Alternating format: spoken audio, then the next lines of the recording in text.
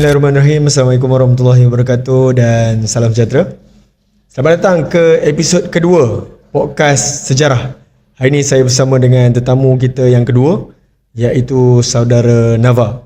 Nama saya Navneethan Unlucky Vijay. Saya dari kelas 4 Nilam dan saya seorang pelajar sains stream. Baik, hari ini kita nak membincangkan satu topik fokus SPM bagi tahun 2023, iaitu bab 2 tingkatan 4. Tajuknya ialah nasionalisme. Jadi Nava, boleh kongsikan sikit apa sebenarnya maksud nasionalisme ni sebenarnya?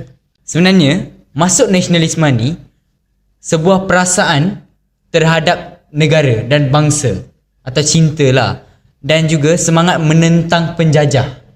Okey, itu maksud nasionalisme lah. Dan satu lagi maksud nasionalisme yang kita kena faham adalah kebebasan dari segi politik, ekonomi dan juga sosial. Kebebasan untuk mencapai ekonomi, politik dan juga sosial daripada sebarang bentuk penjajahan ataupun penindasan daripada mana-mana kuasa lah.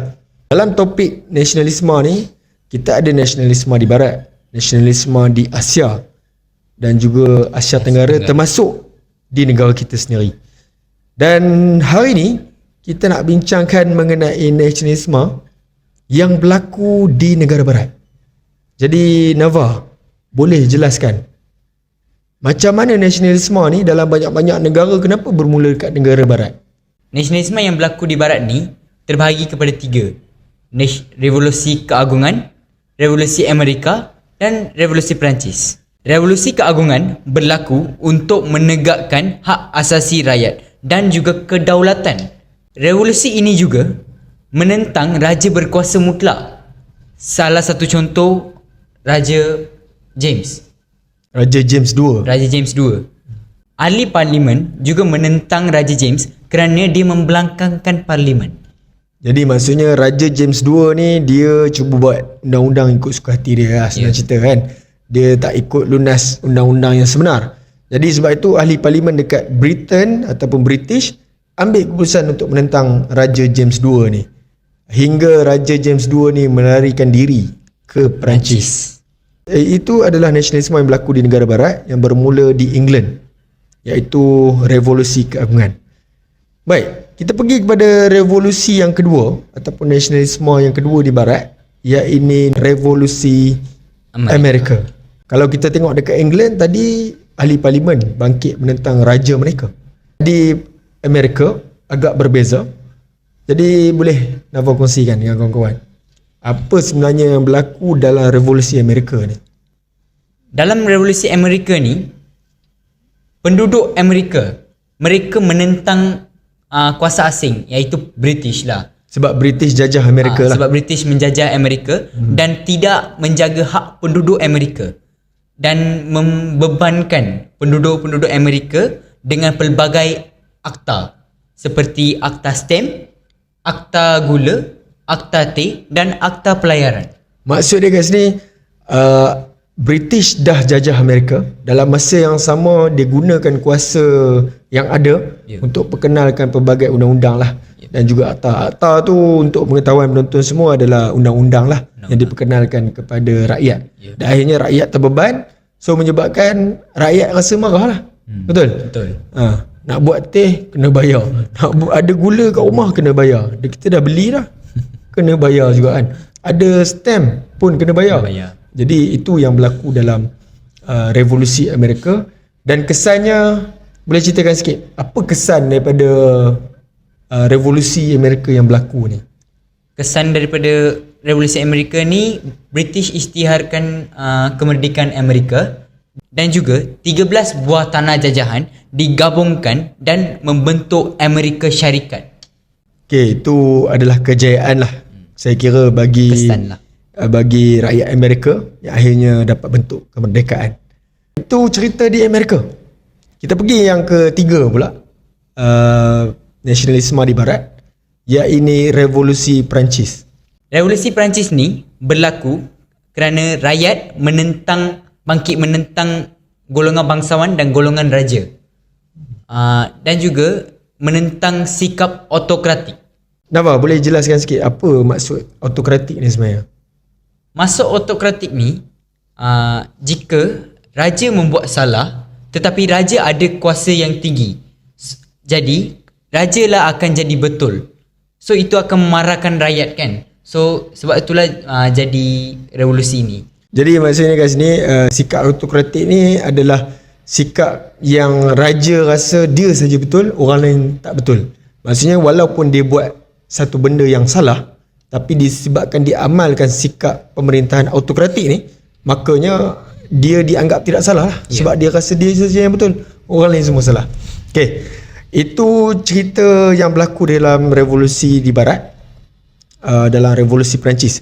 Jadi kita nak tahu juga apa kesan revolusi yang berlaku di Perancis ini, yang rakyat dia bangkit menentang Raja Louis ke-16, dan apa yang berlaku kepada Raja Louis. Kesannya, Raja Louis digulingkan dan muncullah Republik Perancis. Jadi maksudnya sebelum ni Perancis amalkan pemerintahan beraja. Tapi selepas revolusi Perancis ni, akhirnya golongan bangsawan tu ditentang, rakyat bangkit melawan, Penjara juga digulingkan. bangkit melawan raja, dan akhirnya menyebabkan Raja Louis ke-16 tumbang dan institusi pemerintahan beraja itu sendiri jatuh, dan bermulalah era yang baru bagi Perancis, iaitu sebagai sebuah negara republik. So apa yang saya boleh rumuskan kat sini adalah revolusi di barat ni ada 3. Yang pertama adalah revolusi keagungan yang berlaku di Britain. Yang kedua adalah revolusi Amerika, rakyat Amerika bangkit lawan penjajahan British hingga mereka dapat merdeka. Dan yang ketiga adalah revolusi Perancis, yang mana rakyat tak puas hati dengan raja dan juga golongan bangsawan, mereka bangkit menentang, akhirnya runtuh institusi pemerintahan beraja tu dan melahirkan sebuah negara Republic of Perancis ataupun Republic of France. Bila kita tengok dari sudut sejarah, setiap revolusi ataupun setiap nasionalisme yang berlaku ni akan bagi side effect ataupun kesan sampingan kepada negara-negara di sekitar negara barat itu sendiri dan juga negara-negara di seluruh dunia. Sebab itu kita nak pergi kepada topik fokus kita yang kedua, iaitu nasionalisme yang berlaku di Asia Tenggara. Kalau kita ikutkan dari sudut kronologi, nasionalisme ni berlaku first dekat negara barat, kemudian merebak pergi ke negara Asia. Di China, di Jepun, di Mesir, India, dan juga di India, dan kemudian sampai ke negara Asia Tenggara. Which is Asia Tenggara ni negara-negara yang berdekatan dengan negara kita lah. Thailand, Vietnam, Indonesia. Jadi untuk topik yang seterusnya ini, kita nak bincangkan nasionalisme yang berlaku dekat negara Thailand, negara jiran kita. Jadi Nava boleh kongsikan apa sebenarnya yang berlaku dekat negara Thailand, nasionalisme yang berlaku dekat negara Thailand ni sebenarnya? Nasionalisme di Thailand ni nasionalisme yang paling saya gemarilah. Sebab nasionalisme di Thailand ni berlaku kerana kebijaksanaan raja, raja di Thailand, iaitu Raja Mongkut dan Raja Chulalongkorn. Okey, Nava kata tadi special. Kenapa dia special? Apa yang special tentang nasionalisme yang berlaku dekat Thailand ni yang berbeza dengan negara-negara lain? Nasionalisme di Thailand ni sangat special sebab dia tak dijajah. Dia tak dijajah oleh apa-apa kuasa asing atau negara. Nasionalisme ni juga seperti saya kata tadi, dia special juga sebab kebijaksanaan raja itu sendiri. Sebab mereka seperti Raja Mongkut, dia merapatkan hubungan dia dengan pelbagai negara. Kuasa-kuasa yang memang kuat lah, seperti British, Amerika, Perancis. Okey, maksud dia kat sini, apa yang Nava cuba sampaikan adalah nasionalisme yang berlaku dekat negara Thailand special sebab negara Thailand ni dia punya pemerintah dia bijak, yang mana digunakan peluang dan ruang yang ada untuk berbaik-baik dengan negara yang kuasa-kuasa besar lah. Dia cuba berbaik-baik dengan kuasa-kuasa besar dunia supaya mengelakkan negaranya dijajah. Jadi tadi Nava ada sebut mengenai kebijaksanaan Raja Mongkut dan juga anaknya, iaitu Raja Chulalongkorn. Jadi boleh kongsikan apa yang Raja Mongkut dan Raja Chulalongkorn ni buat hingga menyebabkan Thailand ni sebenarnya tak dijajah oleh kuasa-kuasa besar. Kita first start dengan Raja Mongkut lah. Okey. Raja Mongkut ni dia bijak sebab dia memodernkan Thailand supaya tidak dijajah oleh apa-apa negara. Sebagai contoh, Raja Mongkut membawa 80 orang penasihat dari negara British untuk melatih penduduk tempatan dalam pelbagai bidang seperti kewangan, kastam dan tentera. Jadi makna kata apa yang dibuat oleh Raja Mongkut ni, dia modernkan Thailand dengan cara macam mana? Dengan cara dia ambil penasihat daripada British. Maksud kata sebelum British jajah negara dia, dia berbaik-baik dengan British dan dia ambil hati British dengan cara dia ambil penasihat daripada British untuk masuk ke negara dia supaya melatih penduduk tempatan dia, dan akhirnya itulah yang menyebabkan Thailand tak dijajah. Jadi Nafa, itu adalah sumbangan dan juga kebijaksanaan yang ditunjukkan oleh Raja Mongkut. Dan apa yang menarik, Raja Mongkut ni ada seorang anak, nama dia Raja Chulalongkorn. Jadi apa yang Raja Chulalongkorn buat?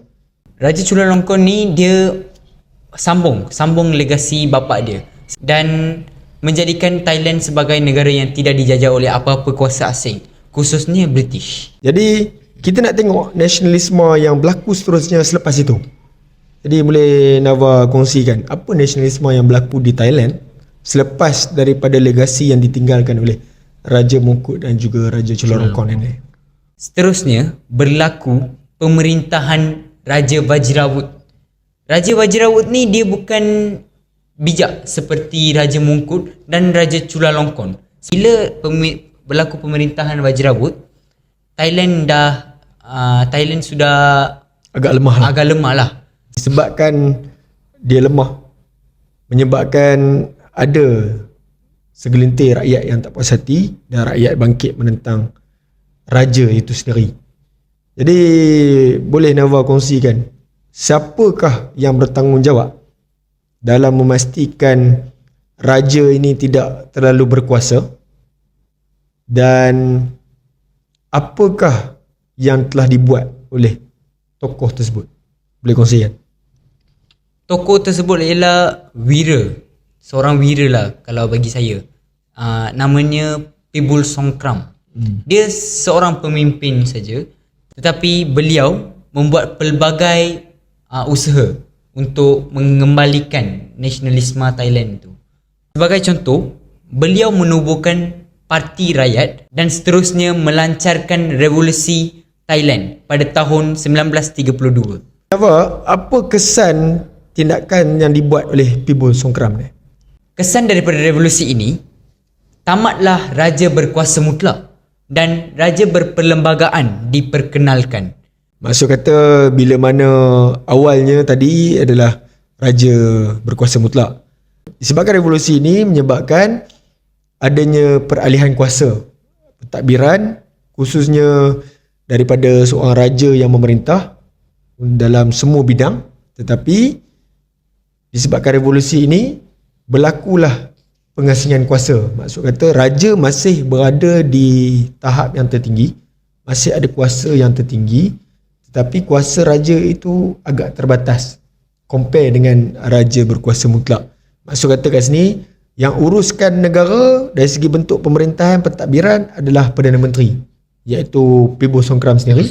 Tetapi kuasa yang tertinggi masih dipegang oleh raja itu sendiri. Okey, itu cerita yang berlaku dalam nasionalisme di Thailand pada peringkat awal dan pertengahan. Selepas Pibul Songkram mengambil alih pentadbiran di Thailand, Pibul Songkram memperkenalkan undang-undang. Dan saya kira undang-undang ni agak baik dan memberi kesan positif kepada rakyat dia sendiri.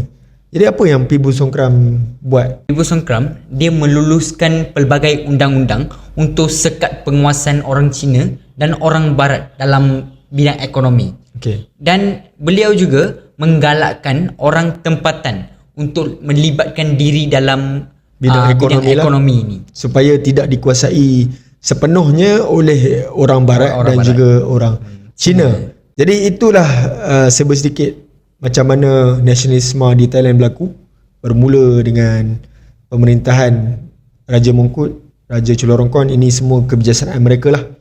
Dan diteruskan oleh seorang tokoh tempatan iaitu Pipu Songgram yang akhirnya menjadikan Thailand sebagai sebuah negara yang mengamalkan prinsip raja berperlembagaan. Dan apa yang menarik juga, disebabkan oleh kebijaksanaan mereka semua inilah menjadikan nama Thailand itu sendiri Thailand, iaitu tanah yang bebas.